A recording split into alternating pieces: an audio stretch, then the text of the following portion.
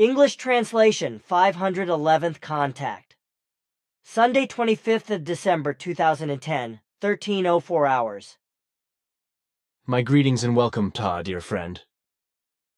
I saw you or someone else here in the office less than a quarter of an hour ago, because my armchair was in front of the other table, although I had moved it last night and put it in its correct place.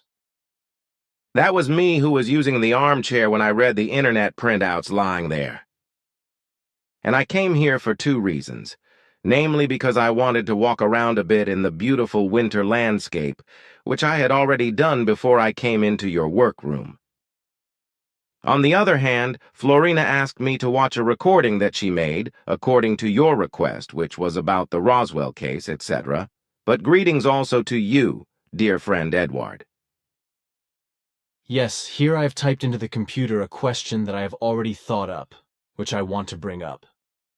As I informed Florina, I had learned that a TV program was to be broadcast late at night on 24th of December in relation to the Roswell case, etc. I asked her to record it for you to watch, so that you could also watch it and then tell me what you think. I also watched the TV program myself, which was supposed to prove with old film footage of disc and bell-shaped and other futuristic flying apparatus and balloons of the USA, especially from Area 51, that there was no extraterrestrial but a secret futuristic American flying apparatus or balloon that crashed in Roswell. At least one American test pilot was allegedly seriously injured and taken away in an ambulance, and the debris from the flying apparatus was also taken away in a misused ambulance. In this context, several elderly men were interviewed who appeared as allegedly involved military witnesses, but who appeared to me to be rather suspicious, and therefore did not exactly make a trustworthy impression on me. They all talked in such a way as if someone had rehearsed something and then reeled off what they had learned. The film sequences were black and white shots that looked as if they really came from the 40s or 50s. In my opinion, it is very possible that the various flying apparatuses shown are original shots, showing flying apparatuses that really flew through the air and were classified by observers as extraterrestrial UFOs. This is precisely because, due to the nationwide military secrecy, they had no idea that these were secret terrestrial developments of futuristic flying apparatus. The same was the case in Argentina and elsewhere in South America, except that at the end of the Second World War, Nazi engineers who had fled Germany realized their plans for futuristic flying apparatus, which then flew through the air as UFOs and still do so here and there, as in the USA and elsewhere.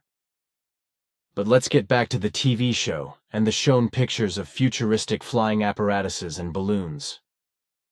It is also possible that everything is just a concoction to prove something that is a lie, namely that not an extraterrestrial, but a secret U.S. military test flying apparatus crashed near Roswell. If that is the case, then it is clear to me that the military eyewitnesses are only bought elements that have rehearsed their lies. Have you already seen the corresponding TV recording? And if so, I'm curious to hear what you have to say about it. I was familiar with the recording of the TV show because it was not new. You yourself obviously had not seen it before because otherwise you would have asked me about it. What I can say is that the black and white film sequences you mentioned really do correspond to original footage and show secret U.S. flying apparatuses that was further developed according to Nazi plans. This also involved Nazi engineers who were acquitted of their Nazi past in the USA and became American citizens. These, like the Nazi engineers who had fled to South America, also continued to work on the development of disc, bell, and balloon-shaped flying apparatuses which were airworthy and with which extensive test flights were carried out. This could be kept secret until today. Apart from the fact that the flying apparatuses were seen by many people from the population, who classified the whole thing as extraterrestrial flying apparatuses respectively as UFOs. However, The further development of such secret flying apparatus has not been discontinued, neither in the United States nor in various places in South America nor in other countries. Consequently, test flights are still being carried out with such apparatus today, not only over the production areas, but also in the airspace around the planet. And as it must be, these flying apparatuses are judged by observers around the world to be extraterrestrial UFOs, as has always been the case. This is not least because the U.S. Secret Services and the U.S. Air Force, as well as those in charge of Area 51, have been secretly fueling UFO mania among the population through all kinds of machinations in order to conceal the truth of the experimental flying apparatus. The so-called Cold War was a very special factor, which is why everything was handled in great secrecy, and this has remained so to this day. Even if the whole thing was interrupted by the end of Cold Warfare has diminished, so the great boom in test flights with secret futuristic flying apparatus is over. This does not mean that such flying apparatuses would not continue to be further developed and tested with secret test flights, because this is actually the case in various places, and therefore such objects can still be observed as UFOs, although no longer to the same extent as was the case in the past. Most of these test flights are still carried out in the USA and at various locations in South America. With regard to such flying apparatus, even today, a secret further development is still underway, which is why the USA is also still trying to portray the Roswell case as an illusion and as an accident with a balloon apparatus. This in order not to have to admit that they gained important technical knowledge from the crashed object, which they have been evaluating since then, in combination with the plan documents they have from the Nazi flying discs and Nazi flying bells they acquired in Germany at the end of the war. And the fact that German Nazi engineers worked with U.S. scientists, engineers, and technicians after the end of World War II on all the secret flying discs and bells and on rocket construction, as was also the case in the USSR, should also remain secret. And what more is to be said about the military eyewitnesses who appeared on the TV recording? You have seen their role correctly, because they were only alleged eyewitnesses who rehearsed and replayed their statements and had nothing to do with the Roswell case. The whole recording, which actually includes original recordings of flying discs and bell flying machines as well as balloons as U.S. developments, serves only to take the Roswell case ad absurdum and make it appear as fantasy to those who are responsive to the U.S. secrecy and cover-up lies and believe their nonsense. Will the truth about the Roswell case ever be cleared up by the USA? That is unlikely to be the case, because the whole thing is so secret that shortly after the Roswell incident, such a blockade of information was set up that only a few insiders learned the truth, while those involved were silenced under death threats. In addition, many written documents and statements recorded on audio carriers were destroyed, as well as much of the photographic and film material. Furthermore, a large number of those involved in the Roswell case were put under a hypnotic compulsion to forget. This means that their memories of what they had experienced were erased and replaced by unreal memories. This was done in the same way as it was done with the participants and contributors of the alleged first moon landing, which was only made up for later, whereby the corresponding facts were also created with regard to objects and traces on the moon. We have talked about this several times, much of which is recorded in the reports of the talks. But I am now interested in whether, since my last question regarding other extraterrestrials who do not belong to you Plejaren or to your Federation, any other extraterrestrial flying apparatuses have flown into earthly space in the meantime? Since we completed our surveillance technology for objects entering the Earth's space years ago, and are therefore able to locate and register even the smallest objects. There have been no entries of unearthly flying apparatuses that do not belong to us Plejaren or to members of the Federation. It is also not to be assumed that there will be any more such foreign incursions in the foreseeable future. And what has happened in the last 300 years with such flights into the earthly space has found its reason in the fact, as we have clarified in the meantime, that really all extraterrestrials who came to Earth found their way to Earth by some unforeseen coincidence, or in 2 cases by coordinate information. The fact that the way from extraterrestrials to the SOL system and finally to Earth led in some cases was either due to uncontrollable coincidences or due to coordinates received, etc. Some also came to Earth through curiosity, aberration, or by accident, after they unintentionally or intentionally entered the Sol system. However, most of the entries took place because of uncontrollable coincidences, and also because the Earth was discovered. There were also flights into Earth from the Alpha-Centauri area when the SOL system was approached, and of course Earth was discovered and explored. So it was usually a rare coincidence that extraterrestrials other than us, the Plejaren and our federated ones, came to Earth. Only in 2 cases aliens came to Earth via the coordinates given by very distant Nocademian descendants. There were not any other strangers to the Earth other than those who came to Earth through the coordinates and uncontrollable coincidences. So the visitors were not those who flew to Earth as a special destination, with 2 exceptions.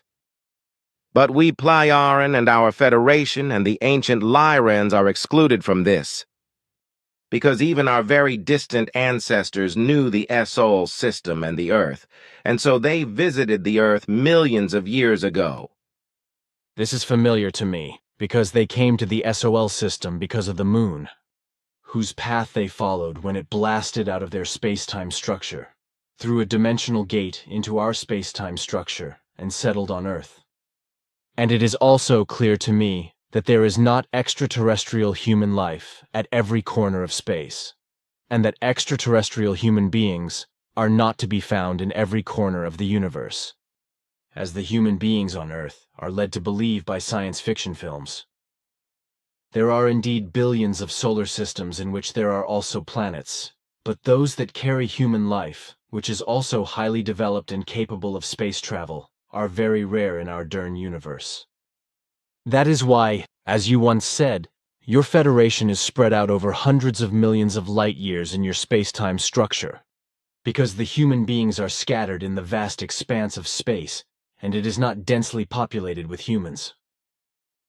Often there are dozens, hundreds, or even thousands of light years between human-inhabited worlds, and also only a few of the human beings on these inhabited planets are capable of space technology. The same applies to our space-time structure, and consequently also to the fact that there are not masses of human beings on the planets, but only a few of them in the vastness of our own or any other galaxy.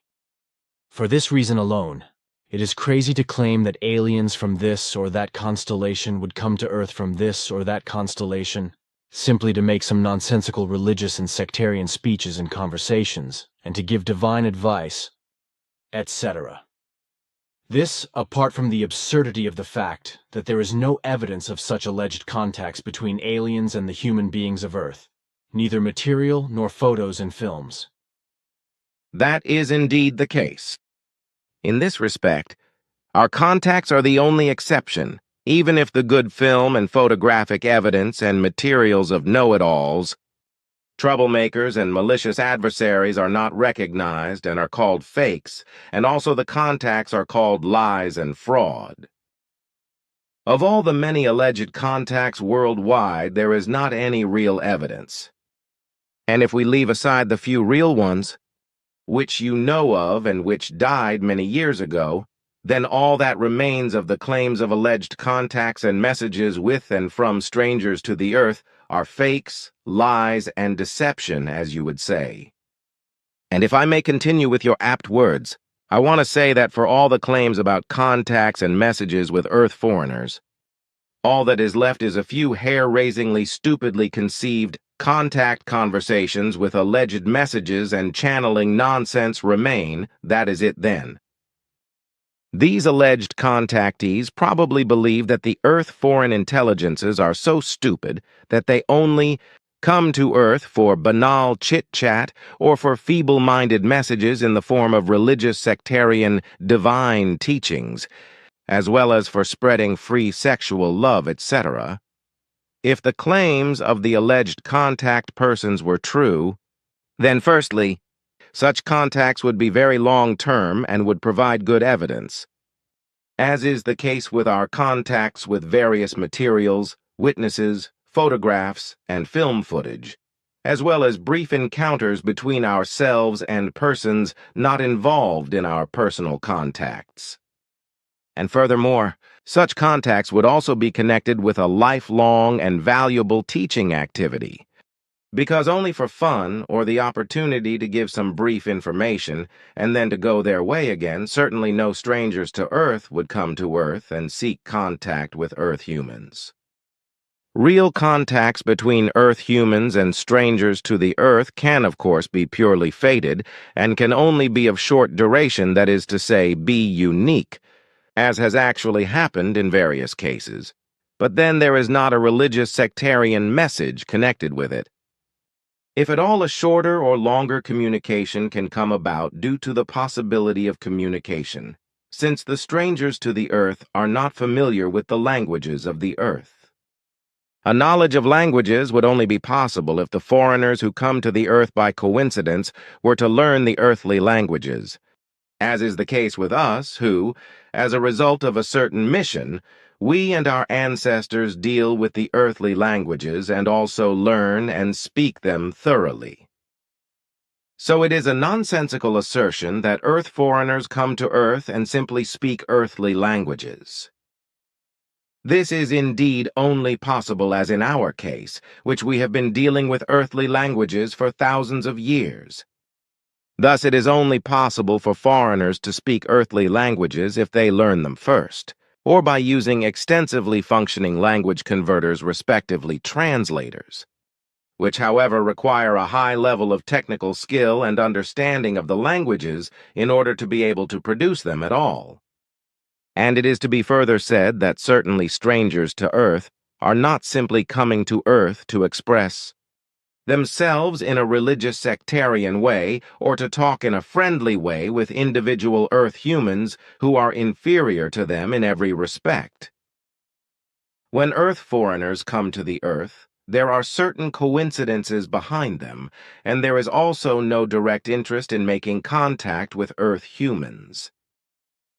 These strangers are then careful not to be observed by Earth humans and also not to get in contact with them, so they try to keep their coming secret. But if the strangers were interested in getting in contact with Earth humans, they would appear openly and get in touch with the rulers, because then political factors would be of importance.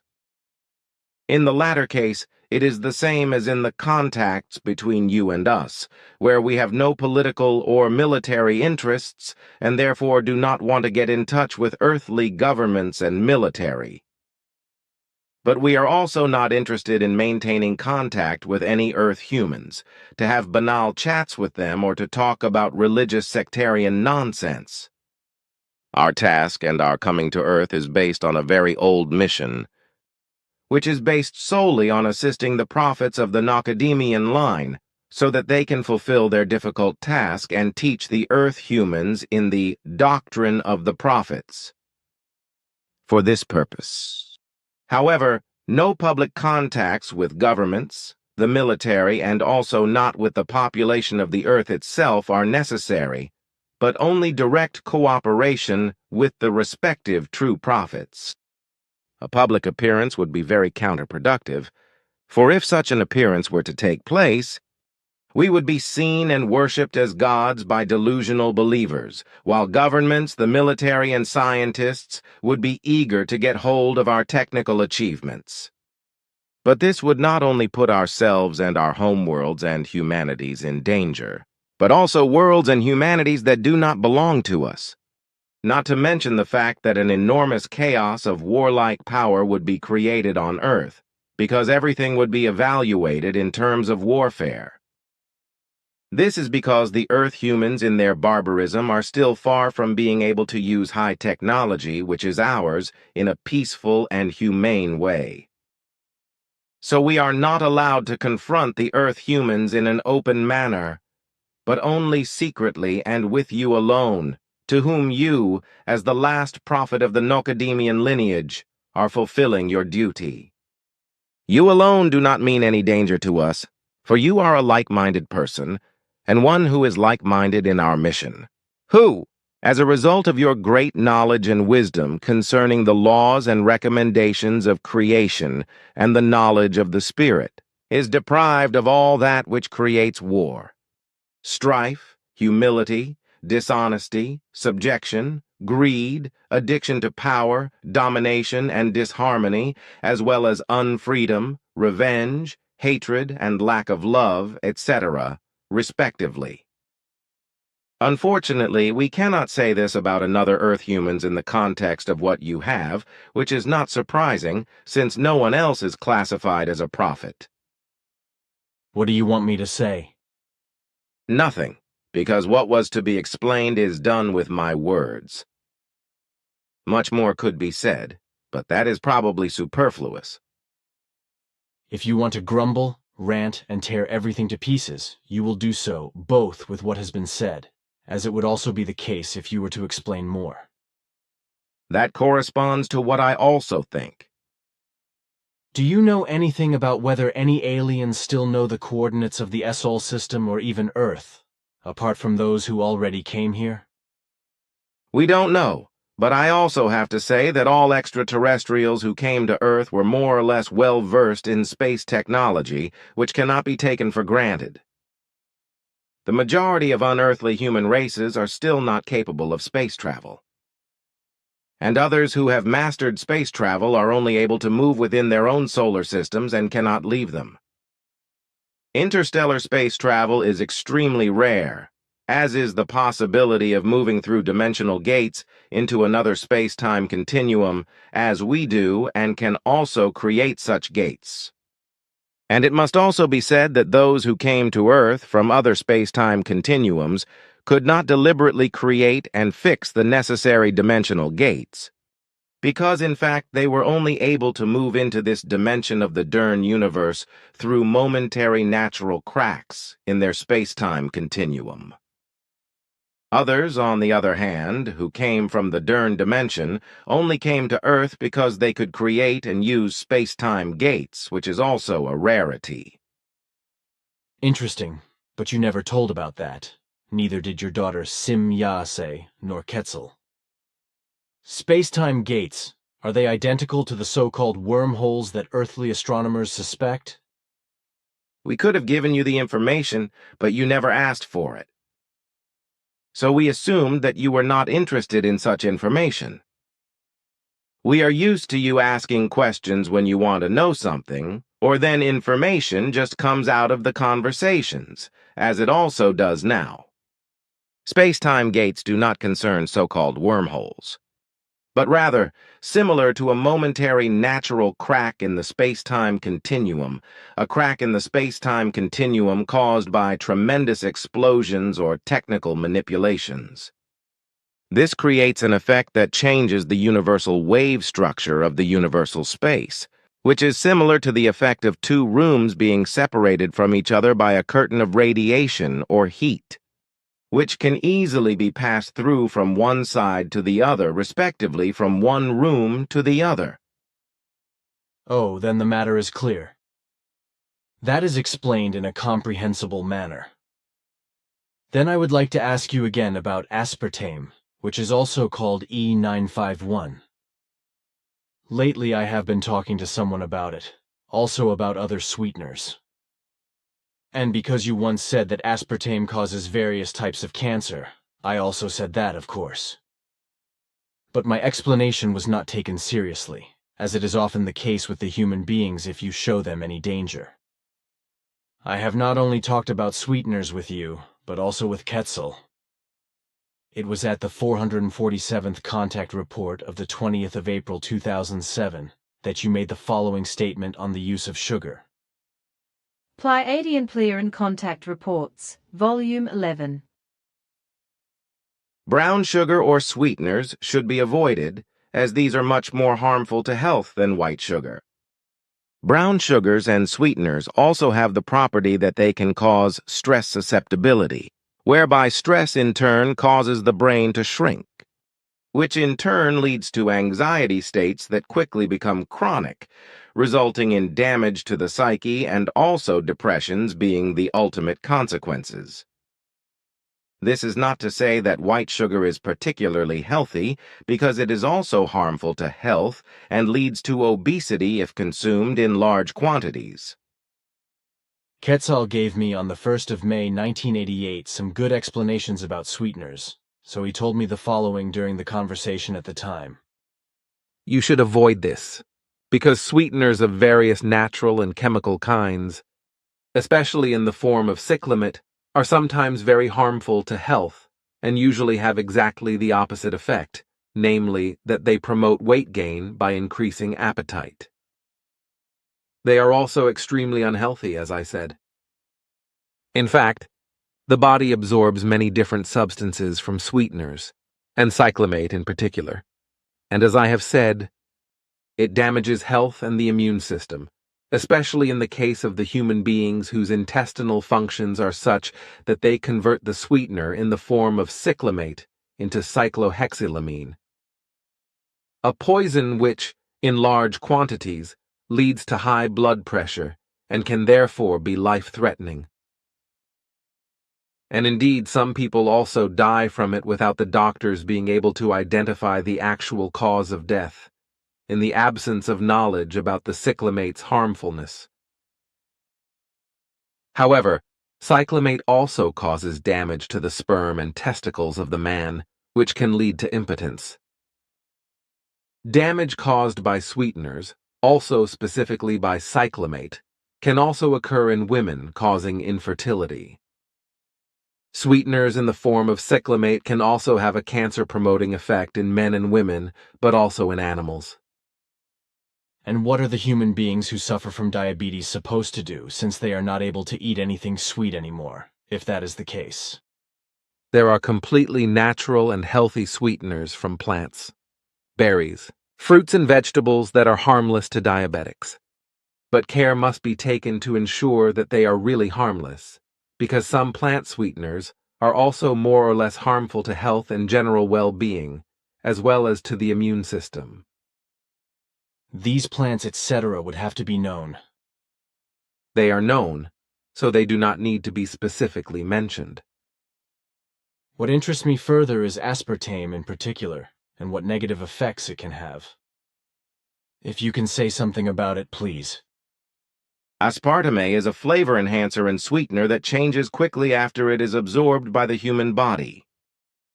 After only a few minutes, it decomposes into its basic substances, namely methanol, aspartic acid, and phenylalanine. The methanol is transformed and broken down, respectively converted into the nerve poison formaldehyde. This poison can no longer be broken down by the body. The consequence is that it is stored in the body for years and causes health problems of many kinds. Formaldehyde is extremely carcinogenic, especially with regard to bladder and prostate cancer, as well as lymph, blood, and breast cancer, in addition to all the ailments Quetzal and I have mentioned before. We should also mention all kinds of allergies caused by aspartame and other artificial sweeteners, as well as mild or severe nervous diseases, dermatitis and hives, etc. Thanks. I have not got any more questions. Then I want to leave now and be back here on the 1st of January for the correction work. Goodbye, my friend. Farewell, Edward. I also bid you.